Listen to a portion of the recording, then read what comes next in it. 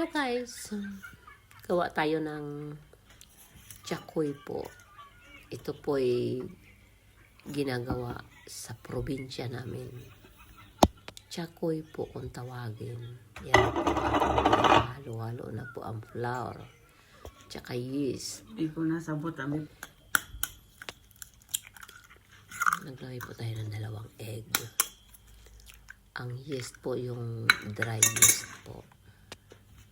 Ating halo-haloin. Gagamit po tayo ng oil. Olive oil po ang gamit ko.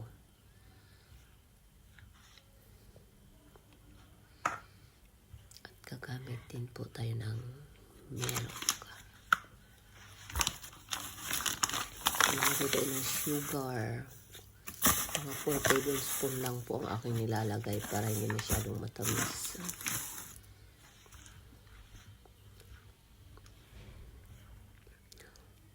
Ang aking milk, warm milk po yan. Ating halo-haloin. Pagkatapos po niyan, papahingahin po natin para umalsa. After pong umalsa, atin naman pong i-divide. Po ba? Naglalagay po tayo ng konting salt para po ang lasa is balance. Yan na po, umalsa na po siya. Atin na po siyang hihiwa-hiwain po.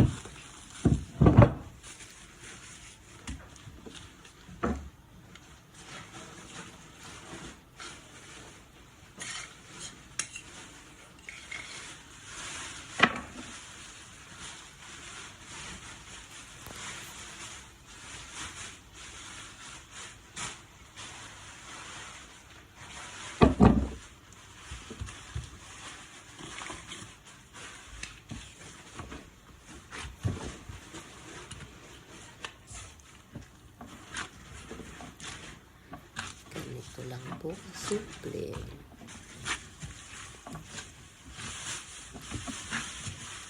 Kunting exercise lang po yun. Alam niyo po yan.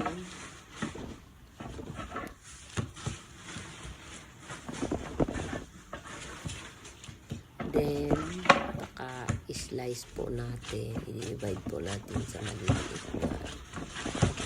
Hati-hatiin lang po natin. Ganyan lang po.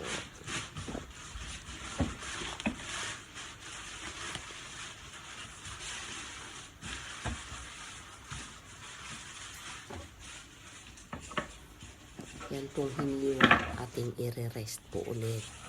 Kahit 30 minutes para po siya umalsa po ulit. Kasi di po ba ginalaw po natin. Kaya dapat kailangan i-rest.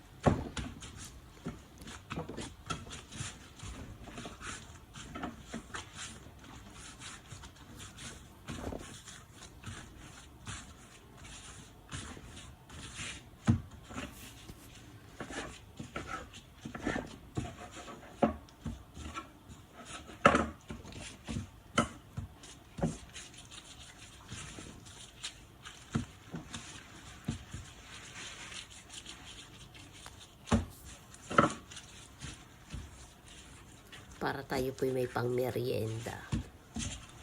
Gawang bahay lang po ito. Experiment lang po.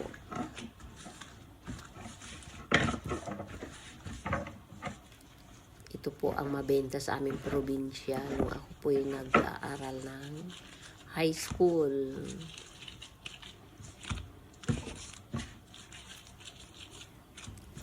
Kaya probinsyang recipe po ito.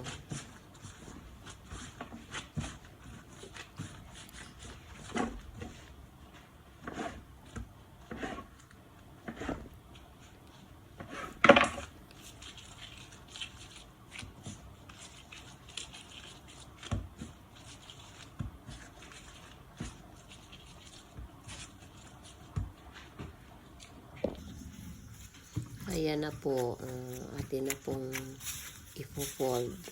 I-form na po natin siya. Kasi naka-rest na po siya ng almost 30 minutes.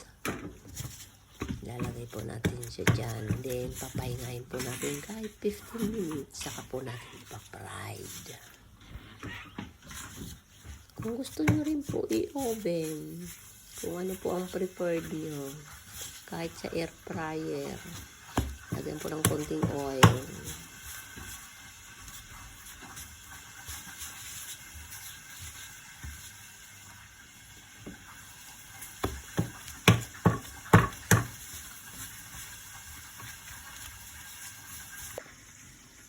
Yan na po siya. Oh. Nag-rise na po siya, kaya ipa-fried na natin.